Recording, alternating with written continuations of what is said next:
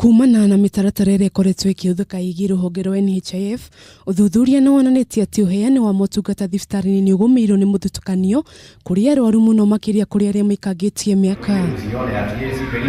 Akĩaria kĩgomano-inĩ kĩa anyiti itemi rũhonge-inĩ rwa kũramata motungata ma NHIF, kamishina wa kaunti ya Kiambu Wilson Wanyange nĩ orĩtie rũhonge rũrũ rũkorwo na ũigĩrĩrĩki nĩguo gũtigĩrĩra arwaru othe nĩ mamũkĩra motungata tarĩ mathutũkanio. It cannot be universal healthcare kama kuna magonjwa inabaguliwa. It cannot be.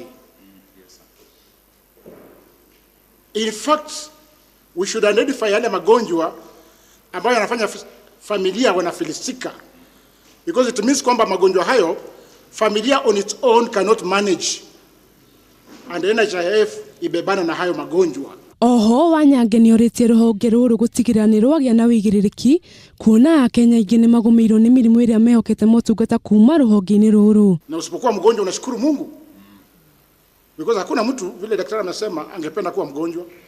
Ugonjwa hata ukiwa na pesa ni kitu kibaya zaidi. And you know many Kenyans ambao ni matajiri, lakini ugonjwa unawashika paka inawapeleka chini. So ugonjwa si kitu unaweza omba ikukaribie.